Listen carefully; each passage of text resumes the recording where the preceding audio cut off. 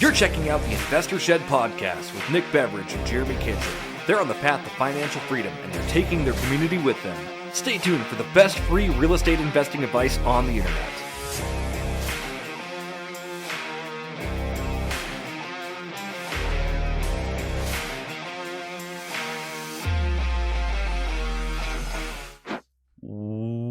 Welcome to the Investor Shed podcast. My name is Nick Beveridge, and we are here, Season 2, Episode 20, with Jeremy Kitchen as the co-host. How are you? Doing well. Do you smell that, Nick? Yes. It smells like we have investing to talk about. Oh, gosh. That's that smell. Speaking of smells, we got George Anderson on the show today. Yes. Speaking of smells, yes, we do. We gotta do the segues sometimes. Yeah. So George Anderson, he was on this podcast, one of the first podcasts on this first season. You got to hear how he got started back then, but now you get to hear it again, even better, because George has been doing a lot the last few years. What did you think, Jeremy?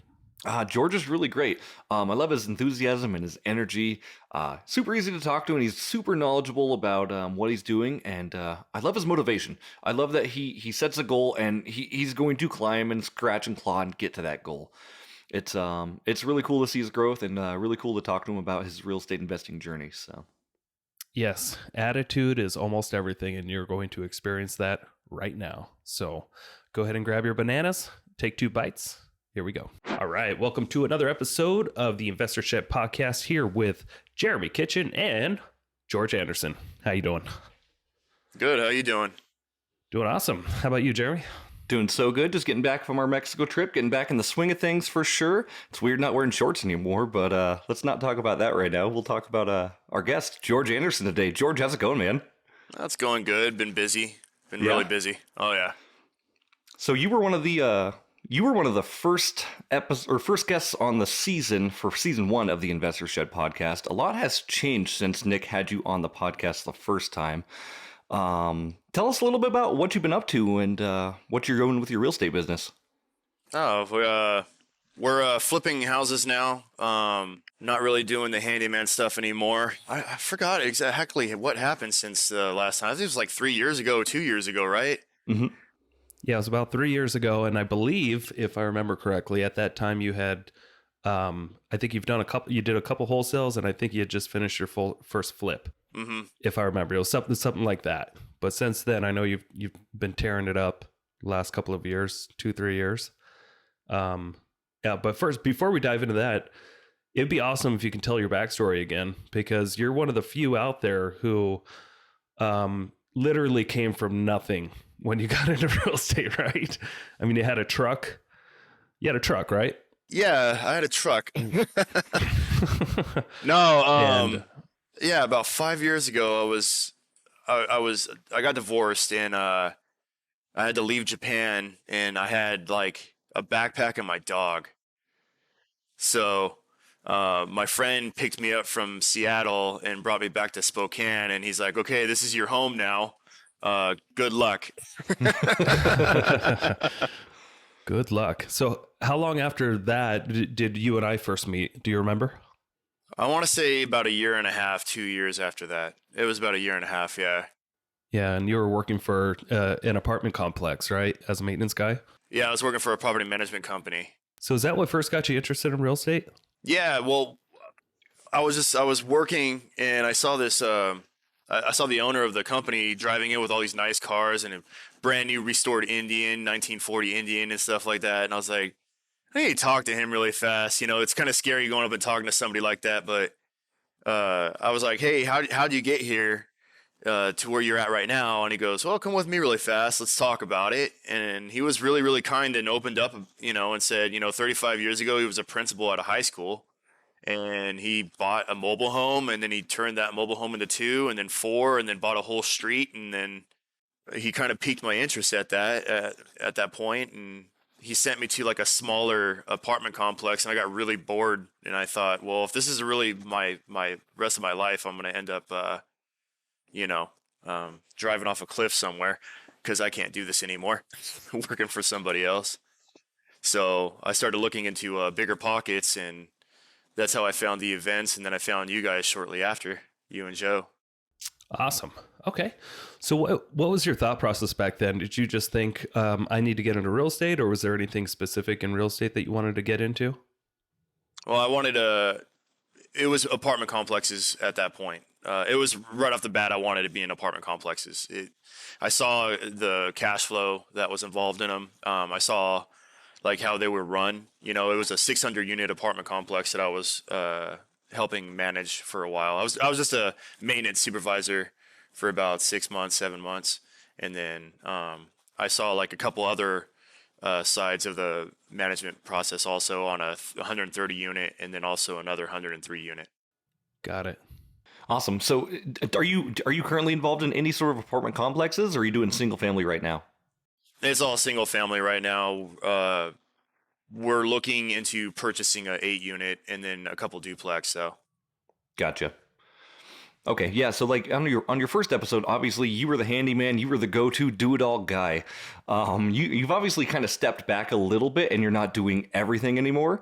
How does that feel for you? How has that been as far as transitioning, getting yourself out of your own business, so you're not doing all of your own work? that's a little bit more stressful, actually, to tell you the truth. I mean, Nick and I were just saying right now, it feels like more like I'm a babysitter than anything. You know, and then it feels also like I'm lazy in a way, because, you know, like I'm supposed to be doing all of this work, but these guys are taking over some of the projects for me, and it's like, well, I get back after going to the store and it's already done. It's just like, I was supposed to do that. I can understand that feeling though, like, but it is, you know, when you're growing a business, it's necessary to leverage yourself off and kind of step into that babysitter role, unfortunately, sometimes. Because life was, you know, I know for me, life was a lot more simple when it was just me, and I could just work on properties. And, you know, I was working on properties too by myself with my brother. And it was a lot more simple. There wasn't payroll or anything like that. And, things have definitely gotten more complex, but it's definitely made things a little bit more scalable long term. And, you know, if you're just doing this by yourself, it takes a long time to grow wealth. And sometimes you may never do it unless you are able to leverage yourself with other people. So, tell us, what was it like hiring your first person, and what did that look like? Let me see. The first guy that I hired, it was just a bunch of kids that I hired at first, and then they kind of fell off. And then it was a gentleman from Seattle that I hired after a while. He lasted maybe about 4 months and decided to go back to Seattle. And then, you know, it's always like, it's always 2 steps forward, 1 step back, right? But you're always ahead of where you started. So it feels like, it feels, oh crap, I just lost another guy, but then 2 more people show up, kind of deal. And then one of those guys fall off, and then another 2 show up. So like we're at currently, I got 4 or 5 guys working full time now. Awesome. It wasn't easy. This is the natural order of growth, right? I mean, you can't do things yourself, and I've seen Nick get over leveraged and stuff, everything too. But it's the natural order for growth. You have to have a team in place in order to continue growing at the rate you want to grow at. So, props to you for taking the steps and actually getting it done. What's your actual hiring process like? What kind of people are you looking for in your company? Honestly, it's kind of like the shotgun effect, or throwing things at the wall and see what sticks. Not exactly the best way of doing it. I really should probably jump on Indeed and really put out some really good like ads, you know, and really vet the guys. But I had a friend that, and this might be a little secret, but I had a buddy. Oh, you guys know him, Alec Gonzalez. Oh yeah, Yeah. We love secrets. Yeah. juicy secrets. Do tell. Yeah. So he told me that to hire one of his friends goes out and hires people at AA meetings, Okay. because, you know, contractors are, I mean, we all have our issues, right? Sure. Yeah. But he's actually hired a lot of people that are trying to reformat their life and flip over a new leaf. And usually it's unfortunate, but, you know, you got blue collar workers that are unfortunately been through the wash a little bit, and, you know, they kind of got a little bit of trouble. But that's generally how contractors are, right?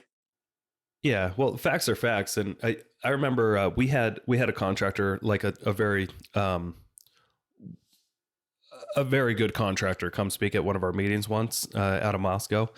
But he had some crazy stats for us, and he said that 90% of all contractors are felons. Doesn't necessarily mean, you can't have contractors working for you or anything like that. You just really got to vet them. But it seems to be like a landing place. Working in the construction field seems to be the easiest job to get into when you do come out of jail or prison or something like that, because not many other places are going to hire you. Is that right? Yeah, that's 100% correct. There's another company out here, foundation called Project Reclaim.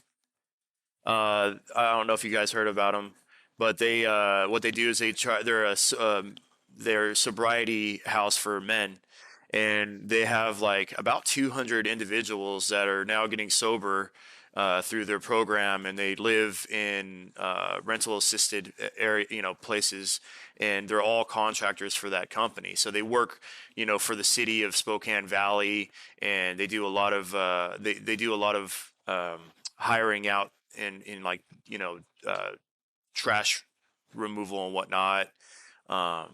Couple people around me that use that company quite often, and I actually love the founders of that company. Those guys are great. The three founders, yeah. Awesome. So have you hired people through them? No, I've never hired. Well, not personally, but we've used a couple of them before on a couple of our projects. So I haven't hired them, but my business partner has. Got it. Nice. How many active projects do you have right now, George? Currently I have, I don't know, you could call it 1 to 14, I guess. Okay. I don't know how to, I mean, we could explain that a little bit more in detail, but. Sure. Yeah. Go into detail. Tell us about what you're doing and kind of about the projects you got going on right now. Absolutely.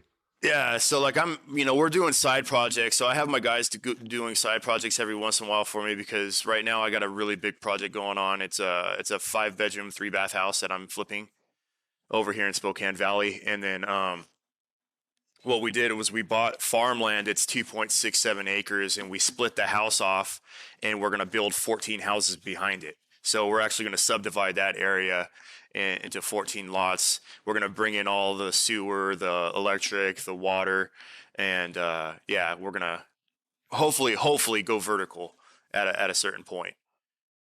So yeah, we got a lot of projects going on. How did you find that deal, and what made you decide to take on something that large? Well, when you got a vision, right, you got to write it down on a piece of paper saying, this is what I want to do, right? So, so I started telling everybody about my vision. I want to start building houses. And Yvette, she runs the Spokane Valley meeting, last Thursday of every single month. Last Thursday, yeah. Yes, last Thursday of every single month. We're now talking AA meetings. No. This is REI meeting. REI meeting, yeah. She runs that meeting, and I've been telling everybody, hey, this is what I want to do. Well, she came to me one day, and she's like, George, I found a lot that you can build a lot of houses on. I don't know how many that you can fit on it, but, let's go talk, So she brought me the deal, and we were able to I was able to put a business partner together and hard money to close on that deal. So yeah, you just got to be able to speak it out and like tell everybody, like it's like the baby bird theory that I have. I tell everybody all the time, the baby bird theory, the baby bird that doesn't speak or doesn't scream out the loudest is the one that dies. The one that that screams out gets fed the most. And, I just wanted to be the one that screamed out the most. And I love it. Yeah. There's a lot of great analogies there. I mean, the squeaky wheel gets the grease, right? Mm-hmm. Can you dive a little bit more into that deal though, George? How much you pay for it? What are your hard money fees? Like, what's the deal look like for you, and what are you hoping to get out of it? Oh, okay.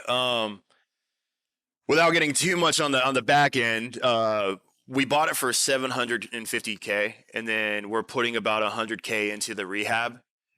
That includes like, subdivision and stuff like that. And then we're going to actually, since we broke the house off, we're going to sell the house for $650K.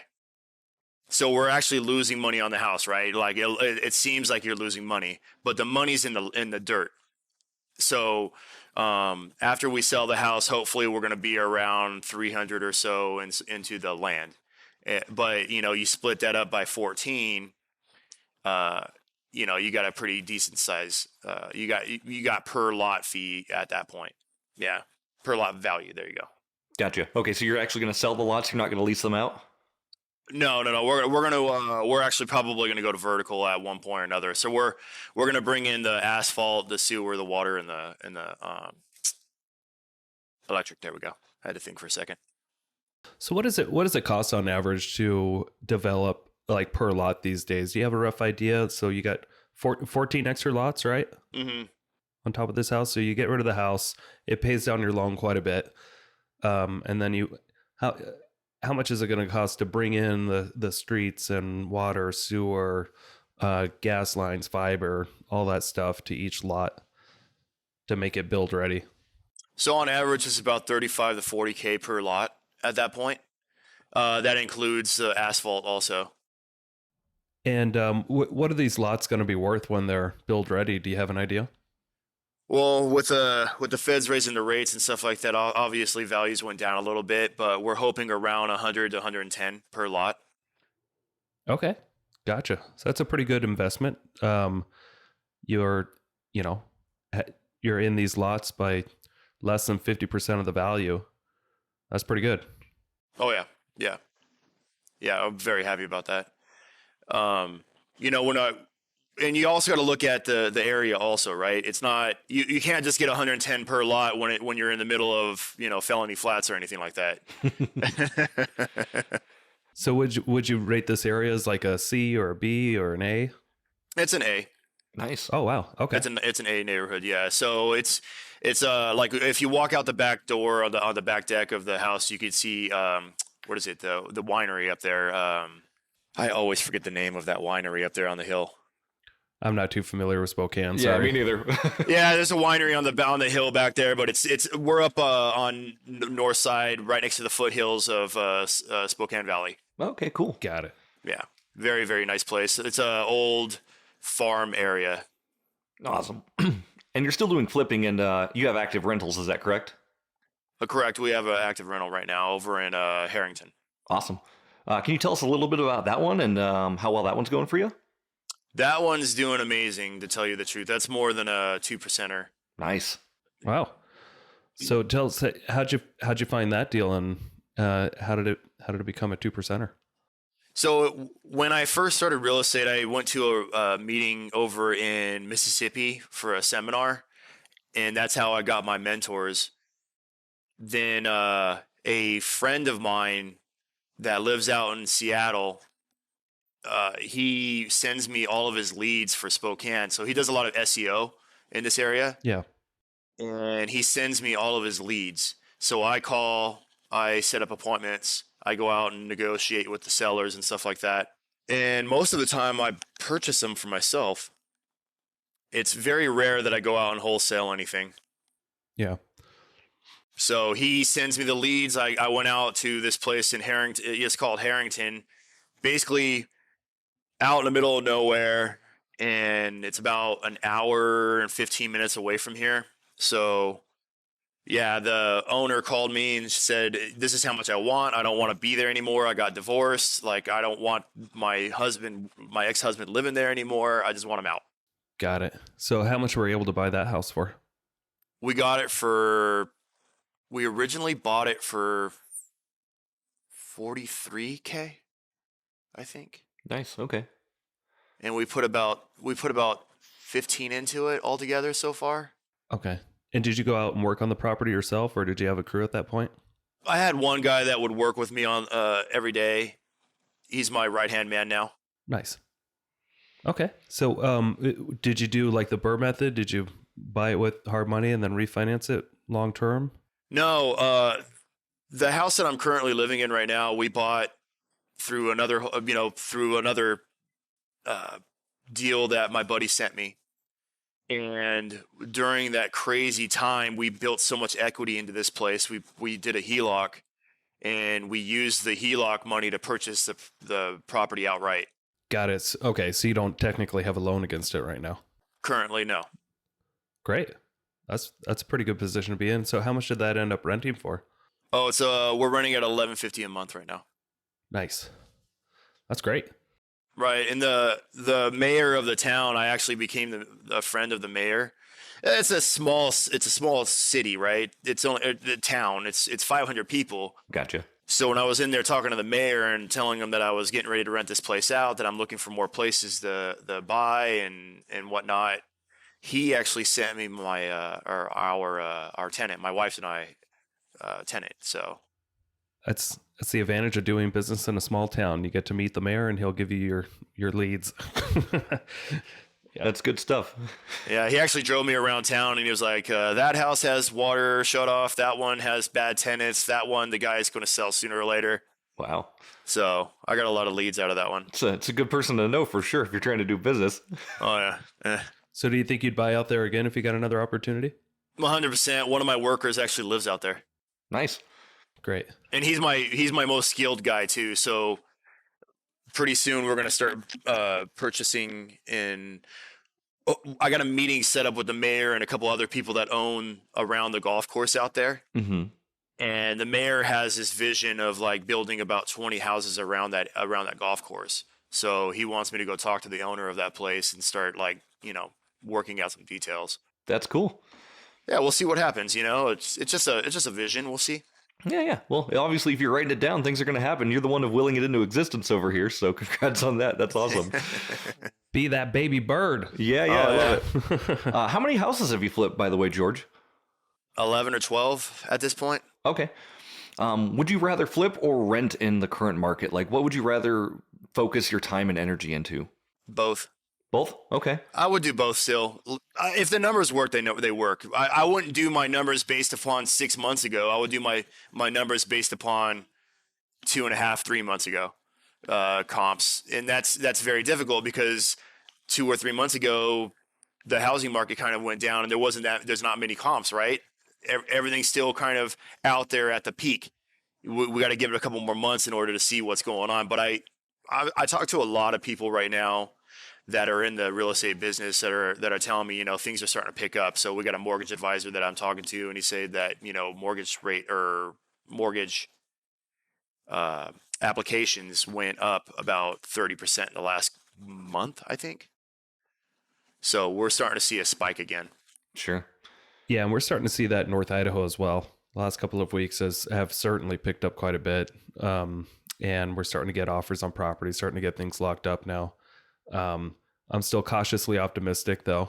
I feel like we're definitely still in a housing crisis or a housing shortage, but I kind of see a wave of unemployment coming this year. So we just got to be as cautious as we can. Right. All those big tech giants are laying off everybody right now. Right. Yeah. It's tough to look at for sure. Absolutely.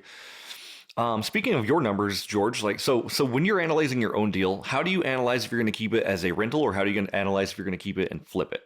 Like what's those numbers and how does that look for you? So when I'm looking at deals, I try to get them at 50% value. Mm-hmm. So like a lot of wholesalers that go, okay, I want, I'm going to do 70% value minus rehab cost, minus my fee. Well, that generally is around 50%. So I just go straight to the 50% method right off the bat. And then I go from there. And I lose deals because of that, but I'm not trying to win every single deal. If I won every single deal, then I'm failing. I'm going to lose money, and I'm not about to play that game. Yeah, don't play that game. I've been there. And right, we all get to that point where like, I want this one so bad, I want it. Mm-hmm. And then you get into it and you're like, oh, this is a dog. Yeah. Yeah. Yeah. Got to be careful for sure. So obviously when you're looking at the 50% of the value or whatever, how I guess are you planning your exit strategy? Are you planning it right when you buy it? Like, okay, I'm either going to rent or flip this, or is it just, I'm going to flip this and you stick with that plan straight away? I generally go, I'm going to flip this one and stick with it right away. So like when my wife and I bought the Harrington property, we both decided that was going to be a rental right from the beginning. Sure. And when we bought the Spokane Valley house, we knew for a fact that house was going to get sold off to pay for the updates and the improvements in the land. So every single property is different, right? You got a house with land, but it needs to be split off and then sold so that you can pay for this. So that automatically was, yeah, it's going to be a flip. This house that we're living in currently, my wife and I, we knew we were going to purchase this house. We knew we were going to put, some money into it and live in it. So there, you got to really spell it out from the beginning. There was a multifamily lot that we were about to purchase a couple of months ago. It was an acre over here in Spokane Valley, and I really wanted to get it done. It was going to be a 22-unit apartment complex, but the cap rate was just too high. I didn't have the money to do it, so we wholesaled it. So you got to have different exit strategies for every single property, even though you fall in love with it. And I fell in love with that property. I absolutely fell in love with it. I wanted to make sure that it happened. I went to the engineering department. I went to the city, talked to them, had everything pretty much laid out. My map surveyor was doing a lot of the work to make sure that this thing worked out perfectly for us. And, I put some time into it, but it just didn't make sense in the end for me to take it on. Sure. Dude, I fall into that trap too. I fall in love with like almost every property I have. And I'm like, maybe this one I can make as a rental. And you just got to make sure that the numbers work right from the start, or else you can't force a woman to be your wife if she doesn't want to have kids like you do. The pieces don't fit. They don't fit. Yeah. So just flip what doesn't make sense. Right. Did you make a decent wholesale fee off that though? Oh yeah, my business partners and I did. I split with two other people, but we made a pretty decent sized chunk on that one. Nice. Can you tell us how easy that was, or how hard was it to let go of that property that you were in love with? When I first started this real estate business, I was listening to Bigger Pockets, and Brandon Turner said, "Don't fall in love with, something that doesn't love you back." Yep. And so I've never fallen in love with any single deal at all. So I just instantly just went into that mindset of, I'm not going to fall in love with real estate like that. I mean, I love real estate, but I do not love individual deals. I've heard it's got to be, you have to buy logically, right? Instead of emotionally, because if you buy emotionally, that's when you're like, oh, I can make this work. I can make this happen. And you're living a pipe dream at that point. If it's not based on numbers and facts, like you might lose on the deal. Oh yeah. Yeah. And I've lost a little bit here and there, but it really wasn't that much. Not like some other people that I heard, here lose $50,000. I might lose like $700, but that's just from a job or something like that. That's not from a flip. Like I've been pretty good about the investment side. The jobs, every once in a while you'll get hung up with somebody or something like that, and you're like, you know what, I'll take a loss on this job. It's fine. But as far as when it comes to real estate, we've been very fortunate in that regard. That's awesome. So just to clear up, do you have a construction company too that takes on clients? Mm-hmm. Yeah, we do side projects for people every once in a while. Because let's face it, a paycheck every 6 months to a year is not gonna put food on the table. Mm-hmm. How is it running a construction business, working with clients? Are you able to be profitable for the most part? Oh yeah. So, when it comes to bids and stuff like that, there's a lot of time that gets put into bids, right? Yeah. Mm-hmm. So I just do time and material. Gotcha. And it's very hard to lose at that point. A lot of people are like, "Oh, you're losing money on the back end." It's like, yeah, but I'm not losing money I'm not really losing money at that point either. It's time and material. If my guys are on the site and they're working, they're getting paid, and I'm getting paid. So I'm not really losing money in that regard. That's awesome. Do you have plans to continue growing your construction business as well? Yeah, I think so. The goal is to hopefully have 15 W-2 employees by the end of the year, so that they have time off, or paid time off, and also sick time and stuff like that. So and a lot of people are saying that's very, very difficult to do, right? So yeah, that's good. How do you plan on growing that? By the way, are you just getting more people to um work beneath you and to get more clients? How are you planning to get more clients? I guess. Well, you get a lot of pitches, like people from Angie's List or whatnot saying, "Hey, we could help you out, get more clients." And it's like, well, I understand that you can. They call me just about every single day. In fact, I ignore their phone calls sometimes. But I already have enough client base based upon the fact that I've been in this business with you guys for a couple of years. I've been around, so I get calls from real estate agents I've never even heard of or met before saying, "Hey, I heard you do this. Can you come over and take care of this?" And it's like, "Well, I'm so busy, I don't have time." Well, what will make it worth your time? And it's just like, okay, now I can really, really kind of, set the price at that point. Well, we'll jump off this project for at this point. Does it is it kind of bad saying it like that? Yeah, it is, but we are very, very busy. And if you want us to jump off a project that we're that we have time constraints on, right? And it's very, very hard for other contractors to get out there. They're not finding any contractors. I could barely find people to be contractors with me. So it unfortunately it costs money, Mm-hmm. and it's very, very expensive. This is not a cheap game at all. Right. Yeah, I mean, like I said, I for those that know me, they know I tried running a construction company, grew it up to 10 people, and it was just a sinking ship for me. Maybe I just don't have that right personality. Maybe I don't charge people enough. But it just did not work out. There's so many technical difficulties every day I had to pay so much attention to. Getting materials. Where do you put extra materials? Do you have storage? Do you have a project manager that's actually doing his job? Are they paying bills? What bills have been paid? What haven't? And it's just, it gets very complex when you're doing multiple jobs, multiple employees running construction. So I commend you for wanting to take that on. Then you got the accounting on top of that, right? Yeah. You got stacks and stacks of receipts. You got to know which receipt goes to which job. And you're trying to be on the job site too. That's it. I lie awake at night sometimes with my eyes just wide open. Like, did I screw up? Am I on the right track? Like, what the hell am I doing with my life? Yeah. Yeah, and I've had those nights too, a lot of them. And I finally came to the decision that is just construction is not for me. I got into this business not to be a contractor, but to invest in real estate. And I felt like I was going a completely different direction because I spent 80% of my time on construction when I hired a project manager in the first place to try to keep me away from it. And it just dragged me in like even deeper. And then, you have all these people on payroll. So then it's like, I've got to find the jobs.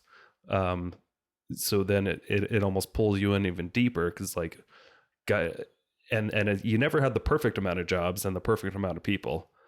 So for me personally, I just had to make the decision to just end it. Well, even my dad, I was talking to him the other day. I went and saw him in Boise, and we were talking about, because he's a contractor also. Mm-hmm. And he says, "I can't wait to get out of this. It's horrible. He's not making much money anymore. He's down in California, so he's overtaxed and all that stuff. So, and then his guys are like, oh, we want more money. They're stealing his tools. On top of that, he's just getting fed up with it. And he's like, you take all the tools. Like, I want out. I don't want to do this anymore." And he's done really well for himself over the years. Like, I've been really, really proud of him, and I've watched him grow and be extremely successful. But he's done. Yeah, it's a lot of work. Mm-hmm. It's more work than most people can imagine. Sure. Yeah. And good job on growing your team, especially right now, George. Is great stuff. I do want to switch gears just a little bit. I know you've been heavily involved in what's called the Anderson effect lately. And you're kind of a bright and shining star with that. Can you kind of tell us about the Anderson effect and what you got going on with that? Yeah. It's a Facebook group that my buddy and I started every single day for the last 3 years, I think. I've been posting like videos in the morning of like motivational quotes and how I'm like overcoming like stressful situations, what I'm actually currently going through. I'm trying to be as transparent as possible when it comes to life because, we have life's not linear, right? You have struggles, you have those ebbs and flows, but you're always on the path of greatness, right? And so I started this group with my buddy Cody, and he's the one that wanted to get me to start doing it. Him and another buddy of mine, and they were telling me, "Hey, let's get this group going. Let's post motivational quotes because he has a lot of friends that have been through some stuff too, and he's running my social media now platform. So that's growing quickly. It's actually pretty cool to watch it grow. There's I think almost 1,000 followers on TikTok now. So it's not really growing fast, but it's still progress. Sure, consistent growth beats no growth. Absolutely. I mean, Yeah. So I just post a picture of me with a coffee mug, and my friends are actually making hats with the Anderson effect, shirts and coffee mugs, and we're gonna start giving those out. We're gonna start raffling those out to people who interact more with the group. So that's going to be fun. Yeah, motivational quotes and just telling the truth or the truth of becoming a business owner and the struggles of being a business owner and a real estate investor or investor, in general, because it's not easy. no, not at all. So Alex from Rosie says that money follows attention. And have you noticed, doing daily posting, has that helped your business get to where it is? Like how much of it has been consistently posting and how much of it is just making calls, if you had to guess? Most of it's consistency, posting. Like it's people know who I am, right? Like I go out there and, oh, you're George, you're the guy with the beard. It's really cool because you see a lot of people out and about. Like I'll be in Coeur d'Alene and then somebody will notice me, like out like Red Lobster. We saw some people, just walking in, and it's like, wow, like this is pretty cool. Going to Home Depot or Lowe's or some supermarket around here. Hey George, what's going on? It's like, wow, like this is actually really working. Yeah. So, what's your plans to grow that even further? We're probably going to start doing ads here pretty soon Okay. to start pushing traffic towards that direction. So we're going to probably start a website, post all my old videos on there so that we have a library, and then we're going to build off of that and then start branching out a little bit. I think what happens is when people get motivated, Mm-hmm. they do a shotgun approach and they can't handle all of it at once. So you got to work on little bits and pieces at a time and grow that slowly. It's like a garden. You can't just sit there and, you're going to water, you got to water one or two plants at a time. And you got to learn how that plant thrives, right? Some plants don't thrive next to other plants. So when it comes to TikTok and Facebook and stuff like that, TikTok, there's a lot more people on there. It's a lot more fast paced. I don't really know much about TikTok. I'm not on TikTok, but my buddy runs it for me. You got to know the beast, and things can get out of hand really, really quickly. Then like Nick said, you're sucked in even more. It's taking time away from the things that really do bring in that really do matter to you, the things that really do drive you. So it's got to be organic. Sure. And what's really driving you right now? Like, what's making you want to keep going forward and keep growing your businesses? My wife Yeah. and my daughter and my other daughter. My family is what is the driving force behind everything. My wife, especially my wife, because right now she's taking on a lot of responsibility helping us when it comes financially in the household. She's going to work every single day. She's got a main job, and I'm over here basically just plowing ahead, trying to get the investments, going. And we, like I said, we don't get paychecks for 6 months to a year when it comes to investments. You don't see the dividends for a while, right? You don't see we don't see that cash for a while, and it could be very, very stressful for families in that regard. So the reason why I'm pushing so hard is I want my wife to be able to retire and get away from very stressful environments herself. Like she's in real estate also. She's an escrow officer, and that could be stressful because you got clients that can be or can't be happy with you. Right. And she does an amazing job. She is the top escrow officer in this area, by the way. So, yeah. Very cool. So speaking of that, like, what's your guys' plans in the next 5 years? Where do you see yourselves going, and how do you plan on getting there?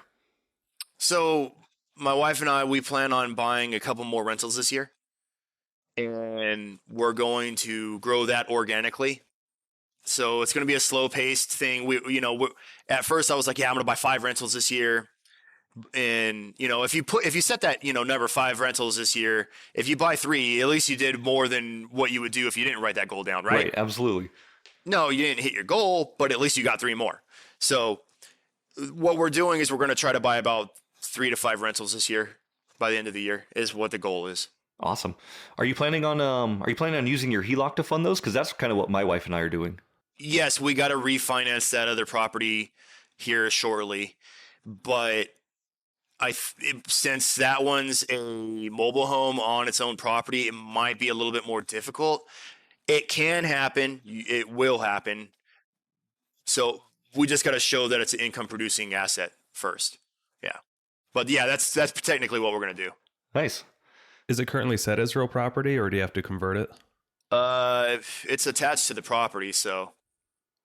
Yeah, I mean, is it being taxed? Are you getting 2 separate tax bills? One for the land? Yeah, we're getting one tax one bill. property. Mm-hmm. Gotcha. Got it. You should be able to get a loan if it's 76 or newer. Yes, it's 78. Cool. I say I do have a hard money lender who can get you on a 5-year refinance if you wanted. Kind of stops the bleeding a little bit and allows you to do something with it, but we can talk later about that too. Nick, do you have anything you wanted to add kind of before we start getting into the wind down phase?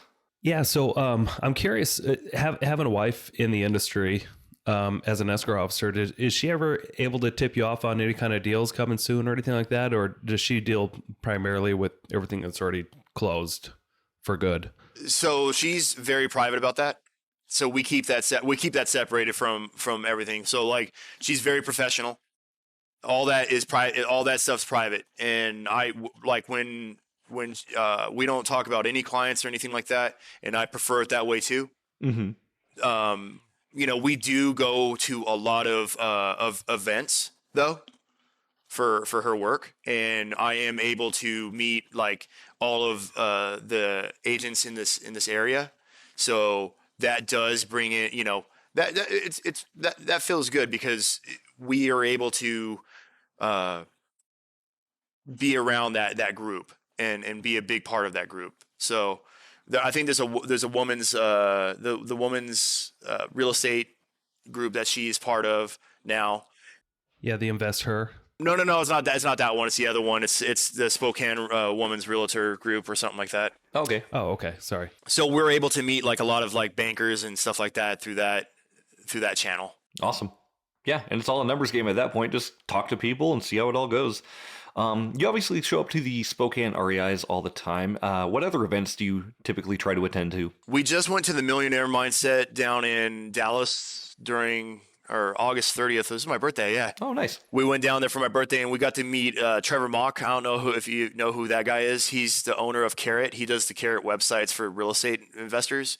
So he was like one of my goals to meet, and I finally met him. That was awesome.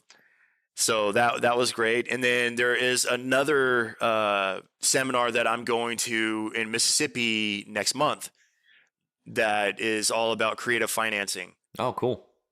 So that my mentor is actually throwing that one on with his dad, and there's going to be about 250 people there. So I do go to seminars quite often. I think there is another seminar that's coming up that I'll be going to also after that. Nice. I think creative financing is going to be one of the waves of the future for sure. Just ways to get out of the normal and ways for everyone to grow their portfolio. It's going to be really good. Especially, I mean, if the numbers make sense and the deals work right. Right. Well, you got your sub 2, with Pace Morby. I'm gonna try to jump on that here pretty soon.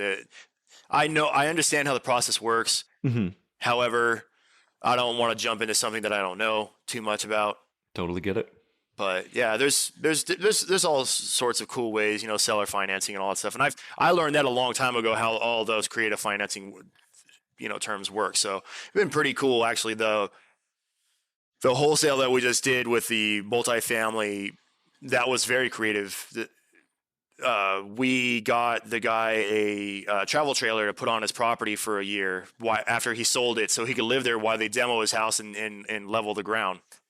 And we were able to get, you're supposed to take care of the seller. It's not what you want; it's what the seller wants. It's all about them at that point. They're the one that's in charge. So let them get what they need to out of the deal. Your job is to try to fit their need, basically. Oh, is your need to pay off your student loans? Your need to pay, you need $100,000. Okay, well, let me try to solve that problem for you. Once I solve that problem, we can start doing business. You're not going to solve anything if you just come in and be greedy. So we're helpers, not hagglers. Absolutely. I love that. That's good. We're helpers, not hagglers. Helping people grow. Mm-hmm. Yeah. Anything else before we kind of start getting to the end, Nick? No, I'm ready for these questions, man. I'm excited. I want to know what you do in your free time. Yeah, we want to know all the juicy details here, George. So I sent you some questions last night. These are all just kind of predetermined wind down questions for the show. The first one is, if you had $30 million in your bank account, what was the first thing you would spend that on? An apartment complex. Just one? I'd buy like several. Okay. It'd be like 10 of them. And then I would try to get it on a 5-year, the 10-year. Well, balloons are for clowns, so I don't I don't do balloon terms. So I would try to hurry up and get that refinanced as fast as possible through a bank. I would get the money in there and get it refinanced as fast as possible. But yeah, balloons are for clowns, and I'm not a clown. I love that. That's good. Do you have any advice for newer or beginning investors just looking to get started on their first or second deal? Yeah, read as much as you can when you start. It's podcast and studying. Basically, go to college and be consistent about it. You want to read as much as possible, learn as much as possible, especially about finances. Dave Ramsey is a great financer, so listen to him. Go to Bigger Pockets, listen to all their podcasts. I mean, when I first started, I listened to episodes 1 through 400, I think 4 times. Wow. And Dave Ramsey, I listened to all of his stuff, and then it started branching off to other wholesalers and stuff like that. So once you start realizing what is possible with real estate, you can start diving deeper into where you want to go. You want to go into flips? Do you want to go into wholesaling? Do you want to go into storage facilities, multifamilies? Because a lot of people, from what I realize, when they're newbies, they all jump in. I want to buy multifamily. It's the first thing they say, and it's not exactly easy to jump into that, right? You can't. I mean, there are those one-offs that are able to jump into it, but you got to know what's possible and you got to take the small steps. You got to get your training wheels before you learn to ride without them. So. Oh yeah, definitely. Speaking of learning and reading, what's one business or investing book you recommend every single entrepreneur or investor read? The ABCs of Real Estate Investing by Ken McElroy. Ken McElroy. Okay. I think it's Ken McElroy. Yep, you're right. It is. Yes, it is. Yep. I've got that one on my shelf too. So. Well, that's the one that got me into, when I was dealing with the apartment complexes. As soon as I read that book, I walked into the owner of the property management company, and I was like, we need to have a closed door talk about your front door lady, or the front office ladies, because there's something going on that you need to see. And I broke out the book, and I was like, here.